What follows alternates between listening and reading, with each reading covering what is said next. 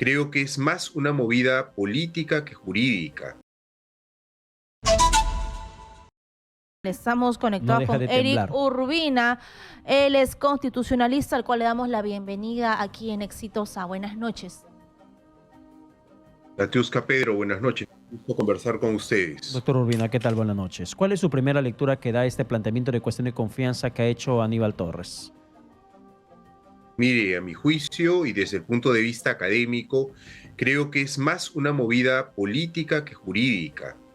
Hay no solamente un pronunciamiento del Tribunal Constitucional que prohíbe plantear cuestiones de confianza respecto a reformas constitucionales, sino que además el Poder Ejecutivo ahora mismo lo que busca es que se derogue una ley que prohíbe plantear cuestión de confianza sobre esa materia. Entonces, no creo que tenga mucho futuro, sin embargo, políticamente tiene una relevancia. Ahora, yo quiero preguntarle qué pasa si el Congreso de la República simplemente ignora esta cuestión de confianza, porque como usted ha dicho, no le corresponde frente a reformas constitucionales. ¿Qué es lo que podría pasar? ¿Qué dice la Carta Magna? Mire, en caso el Congreso de la República no reciba al presidente del Consejo de Ministros, también estaría infringiendo la Constitución, porque si uno de los ministros decide o pide ser escuchado ante el Pleno del Congreso, el Congreso lo tiene que recibir y tiene el ministro la facultad de poder intervenir como un congresista más. No tiene voto, pero sí tiene voz. Así que creo que el Congreso debería recibir al primer ministro, el señor Aníbal Torres, para que exponga su cuestión de confianza y luego declararlo inadmisible. En caso esto suceda, tampoco el asunto termina allí. Probablemente el Poder Ejecutivo pueda plantear una acción competencial contra el Congreso de la República porque considere que se está menoscabando sus funciones. Sin embargo, doctor Urbina, perdone, pues, sin embargo, el Tribunal Constitucional ya falló en esa línea en febrero de este año. Bueno, no ha emitido un fallo propiamente dicho, sino que no se alcanzaron los votos para declarar la inconstitucionalidad de esta norma que está siendo objeto de cuestionamiento nuevamente.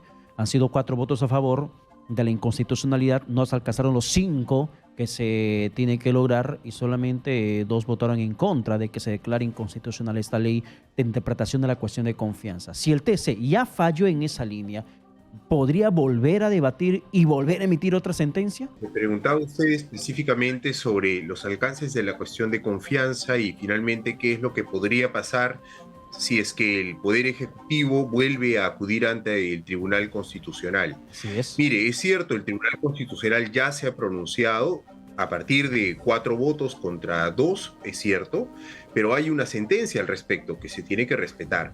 Es un tribunal distinto al actual, porque estuvo conformado por los anteriores magistrados. Estos nuevos magistrados podrían cambiar de posición al respecto, podrían hacerlo. Sería muy difícil, no se ha dado en muchas ocasiones, ¿de acuerdo? Pero la posibilidad está. Sinceramente, no creo que este tribunal cambie de criterio en ese aspecto. Ahora, cuando hablamos de cuestión de confianza, yo sé que no es así, pero quiero un poco recordar lo que la población piensa. ¿Recuerdes ese momento donde se disolvió el Congreso de la República hace algunos años? ¿Cuál es la diferencia con esta situación? Bien, hay 2 diferencias. La primera, que en ese momento se dieron 2 cuestiones de confianza negadas. La segunda fue interpretada como una negativa por parte del Poder Ejecutivo. Esta sería la primera vez que al Poder Ejecutivo, el Congreso de la República, le niega una cuestión de confianza. Eso por un lado. Y por otro, la actual ley, que es la que pretende derogar el Poder Ejecutivo, pero es ley vigente y confirmada por el Tribunal Constitucional en cuanto a que no ha sido declarada inconstitucional, establece que solo el Congreso de la República puede interpretar el rechazo o aceptación de una cuestión de confianza y lo hace con sus votos. Por lo tanto, no podría el Poder Ejecutivo interpretar que no le han dado la confianza.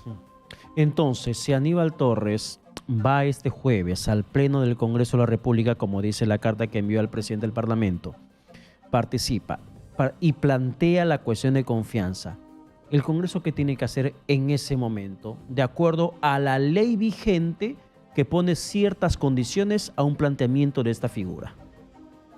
Bien, primero lo tiene que aceptar en cuanto a la discusión, lo tiene que recibir en el Pleno del Congreso, lo tiene que escuchar.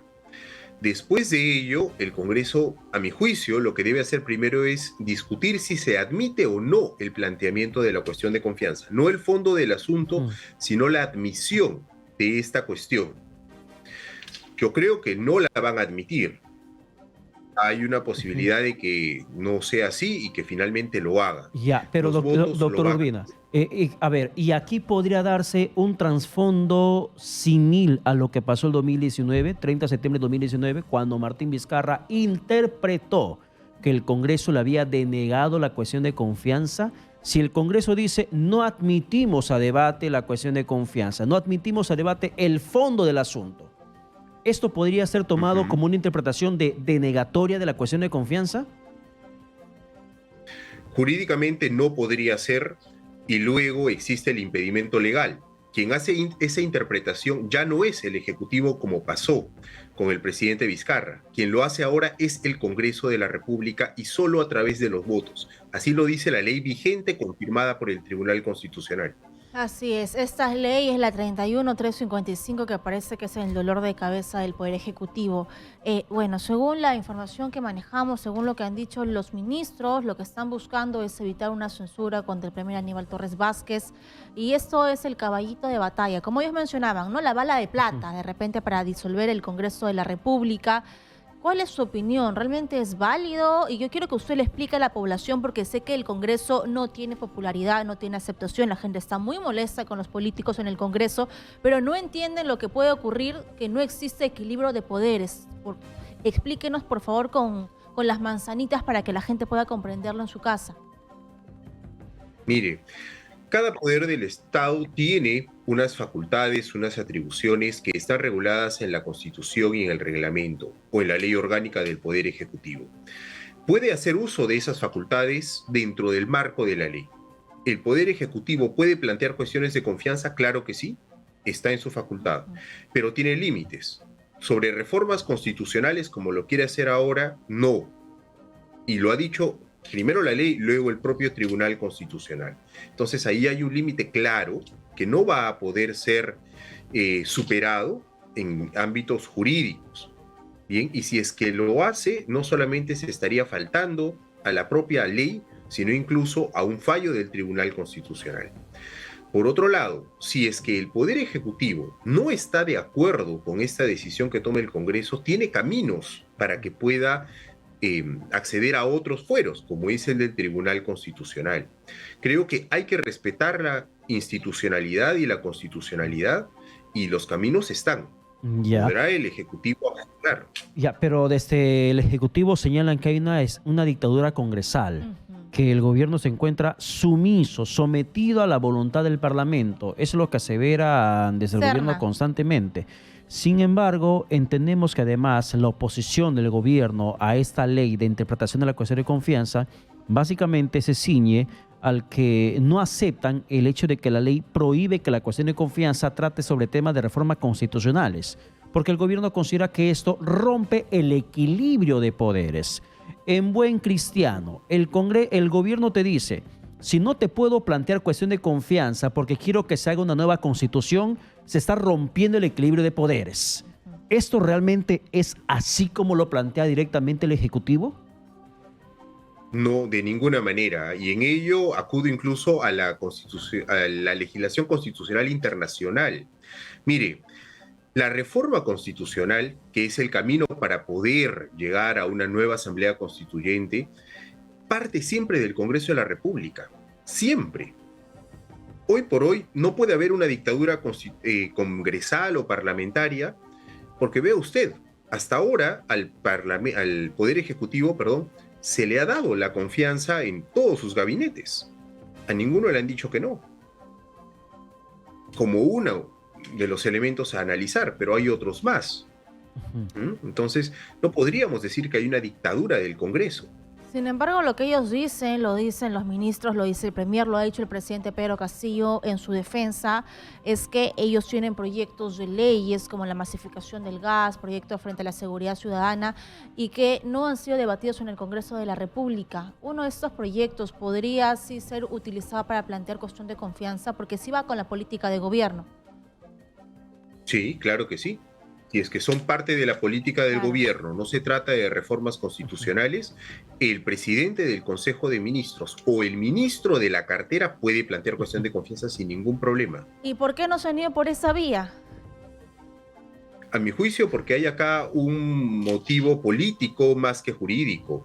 Porque, ojo, yo creo que el presidente del Consejo de Ministros más o menos va calculando que hay no solamente un desprestigio de su personalidad como tal, sino además un rechazo por parte de la población y está buscando una salida que no solo le cueste a él y al Ejecutivo, sino además que le cueste al Poder Legislativo, y por eso es que está acudiendo a este tipo de acciones.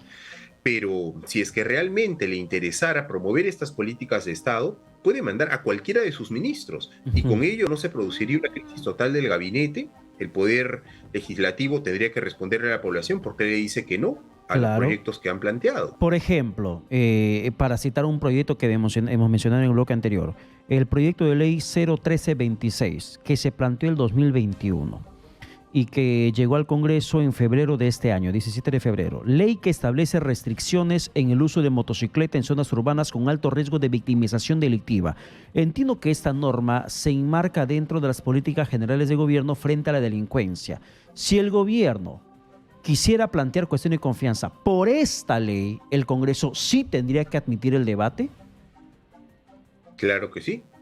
Es parte de su política en materia de seguridad y quien tendría que plantear la cuestión de confianza es el ministro del Interior.